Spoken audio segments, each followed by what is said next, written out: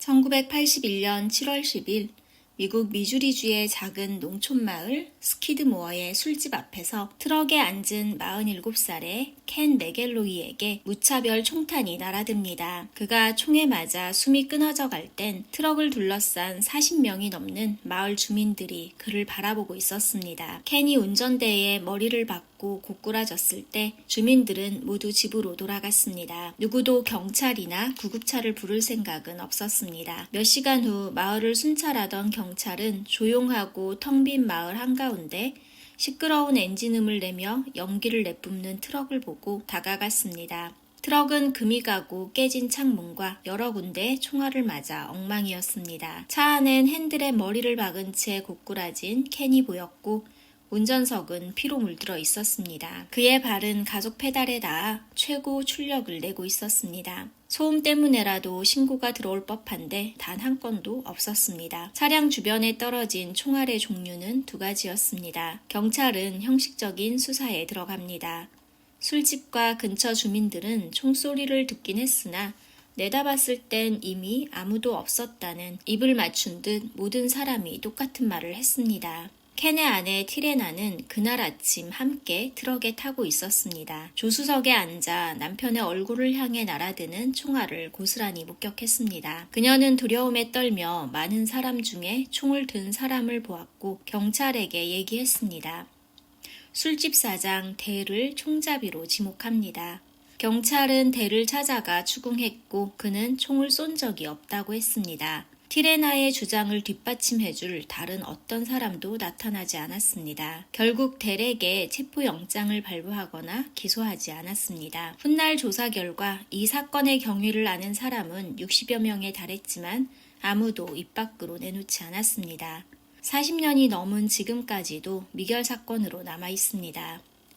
마을 사람들의 미움을 받고 마을 한가운데서 죽임까지 당한 켄 맥갤로이는 1934년 6월 캔자스주에서 태어났습니다. 미국 대공황 시대에 소장농 집안의 16남매 중 15번째로 태어난 그는 가난하고 힘든 어린 시절을 보냈습니다. 자식들은 모두 부모의 일을 도와야 했고 학교에 입학해서도 그는 4학년이 될 때까지 그를 완전히는 깨우치지 못해 놀림을 당했습니다. 점점 학교 다니기가 싫어졌고 15살이 되면서 학교를 그만뒀습니다. 이 무렵 부모는 가정 형편이 나아졌고 스키드모어 근처 외곽에 농장을 사들입니다. 가족 소유의 농장이 되자 할 일은 더 많아졌습니다.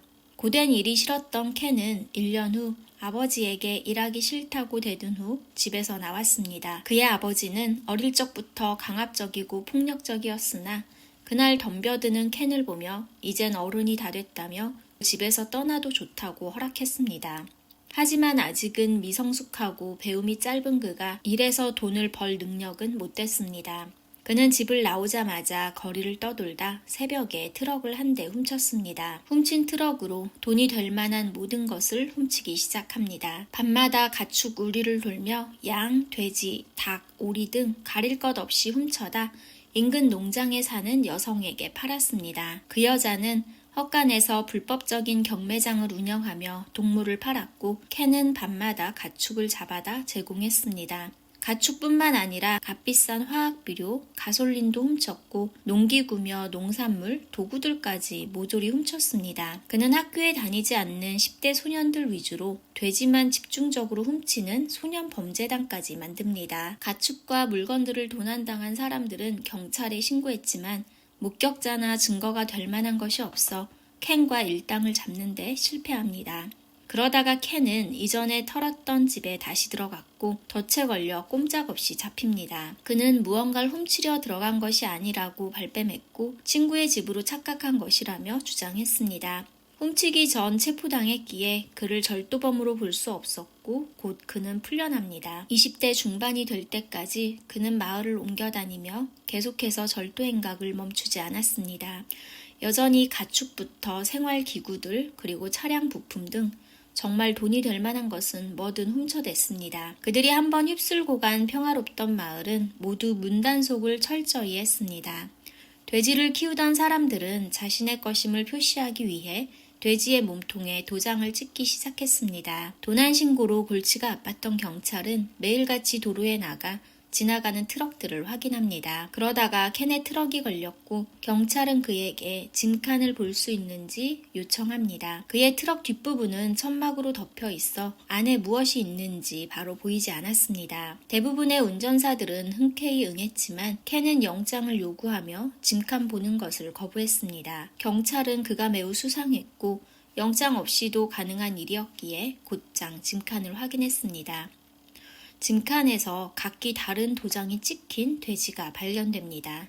절도로 꼼짝없이 잡힌 켄은 많은 돈을 주고 변호사를 샀고 벌금형으로 절도건이 마무리되었습니다. 그는 키가 크고 체격이 좋은 편이었고 얼굴도 호감형이었습니다. 마음만 먹으면 원하는 여성을 쉽게 꼬실 수 있었습니다. 20살에 만난 첫 번째 아내 샤론에게서 아이도 있었지만 그는 술을 마시고 도박을 즐기며 툭하면 외도해 가정은 금방 깨졌습니다.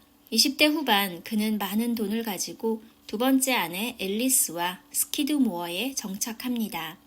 그가 나타난 순간부터 평화롭던 마을에 악몽이 시작되었습니다. 켄이 이 작은 마을에서 가장 사랑하는 장소는 D&G 술집이었습니다. 그는 거의 날마다 술집에 들렀으며 술을 다 마신 후 또 술을 사서 집으로 가는 날도 많았습니다. 그의 범죄가 절도에만 머문 것은 아니었습니다. 평소에도 포악하고 난폭해 주민들과 시비가 잦았지만 술을 마신 후엔 더 격해져 주먹이 오갔습니다. 주민 대부분이 나이가 많은 사람이라 젊고 체격 좋은 그를 이겨낼 재간이 없었습니다. 켄은 여전히 마을 사람들의 물건을 훔쳤고 발각당해 경찰에 여러 번 신고되었습니다. 그는 한 달에 한두 번은 꼭 폭행과 절도 혐의로 신고당했고 그가 마을에 온 지 얼마 안 되는 시간에 21번이나 기소되었습니다. 매번 벌금만 내고 풀려나는 것을 마을 사람들은 이해할 수 없었습니다. 그들은 처음 켄과 맞서 싸우다 맞기도 하고 재판에 출석해 열심히 증언도 했지만 켄은 며칠 후면 마을에 나타나 더 강력한 행패를 부리며 돌아오는 것은 보복뿐이라는 것을 알게 됩니다. 경찰에 항의해보기도 하지만 경찰은 되도록 문단속을 잘하고 그를 피하라는 말만 할 뿐이었습니다. 켄은 바람기도 다분했지만 어린 여자에 대한 집착도 있었습니다. 그는 자기보다 2살 어린 첫 번째 아내 샤론더러 늙은 여자라며 비아냥거렸고 외도의 상대는 늘 샤론보다 어린 여자아이들이었습니다. 앨리스 또한 10살 가까이 어렸지만 켄은 33살 때 자기보다 21살이나 어린 티레나를 만나게 됩니다.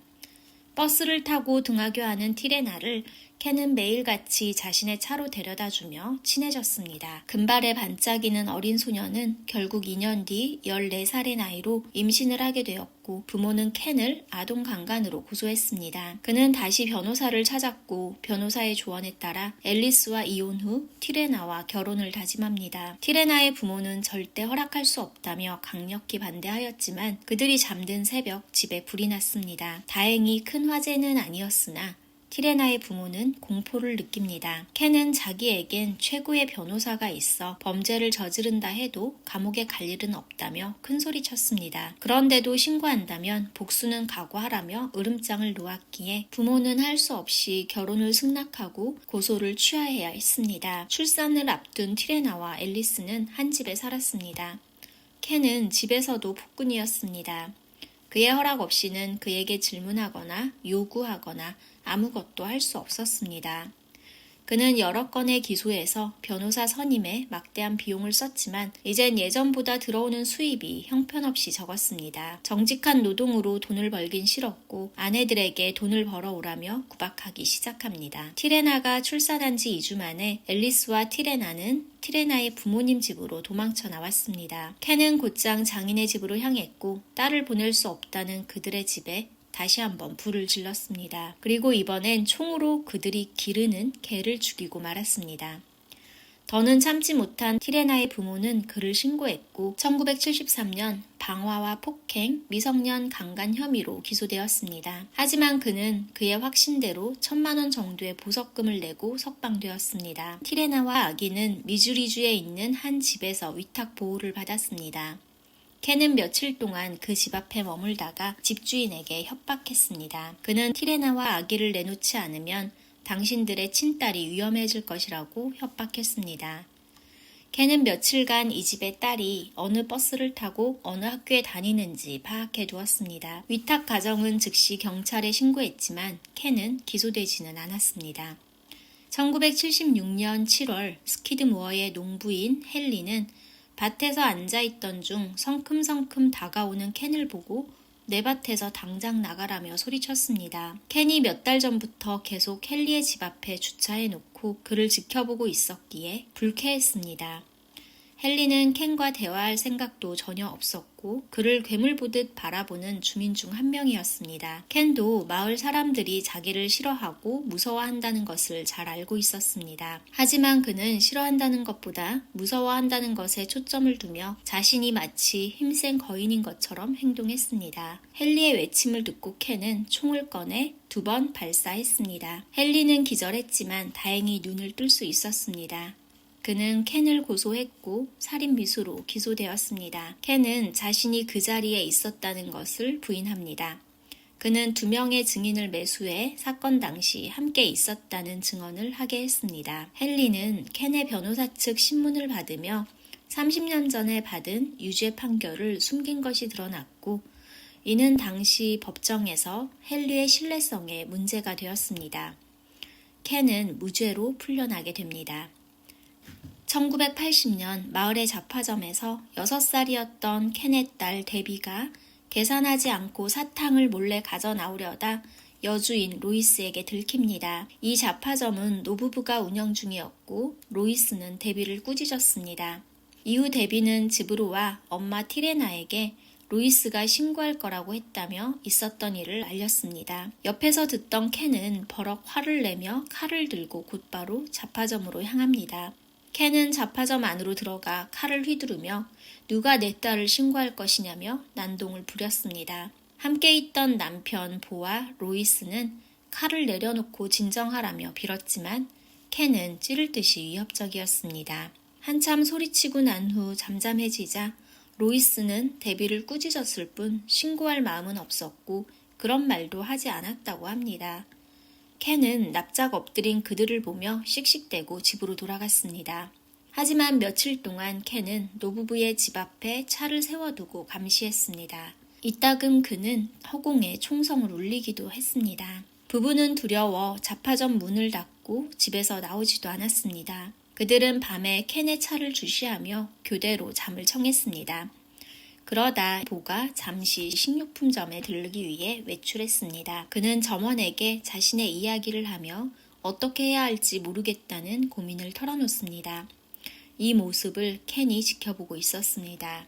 그리고 집으로 돌아가는 길에 보는 목에 총상을 입고 길바닥에 쓰러졌습니다. 다행히 마을 주민이 바로 발견했고 병원으로 옮겨져 겨우 생명은 지킬 수 있었습니다. 작은 마을의 보의 이야기는 삽시간에 퍼졌고 주민들은 강력한 처벌을 염원하며 경찰에 모여들어 증언합니다. 켄은 즉시 트럭을 타고 마을을 떠나려 했지만 이내 붙잡히고 말았습니다. 그의 트럭엔 볼을 쏜 총이 그대로 남아 있었습니다. 붙잡힌 켄은 아무도 쏘지 않았다며 모르쇠로 일관했고 변호사를 불렀습니다. 이번 사건의 켄은 폭행 혐의로 기소되었으며 30일 징역형을 선고받았습니다. 그리고 겨우 현재가치 300만 원 정도의 보석금을 내고 그는 다시 자유의 몸이 됩니다. 풀려난 지 하루 만에 켄은 D&G 술집에 나타났습니다. 그는 총을 장전하고 쏠 듯한 신용을 하며 다음번엔 기필코 볼을 죽이겠다는 말을 했습니다. 켄이 재판을 받을수록 그의 기고만장은 하늘을 찔러갔습니다. 자신이 아무리 나쁜 짓을 해도 감옥에 가지 않는다는 믿음을 가지며 그는 날이 지날수록 더 제멋대로 하고 살았습니다. 1981년 7월 마을 주민 몇 명이 경찰을 찾았습니다. 그들은 어떻게 해야 켄을 마을에서 쫓을 수 있는지, 없앨 수 있는지 알려달라고 했습니다. 경찰 또한 켄이 마을의 골칫거리라는 것을 너무도 잘 알고 있었기에 주민들의 심정을 100번 이해했습니다. 그때 한 경찰이 혼자의 힘으론 안 되니 힘을 모으라는 말을 해주었습니다. 무언가 스치는 듯 주민들은 밖으로 나와 사람들을 모으기 시작했습니다. 그들은 스스로를 자경단이라 칭하며 켄을 없앨 작전을 짰습니다. 인구 400명이 좀 넘는 마을에 성인 남자 40여 명으로 구성이 되었습니다. 그들은 켄이 술집에 자주 나타나는 것을 알았기에 7월 10일을 디데이로 정했습니다.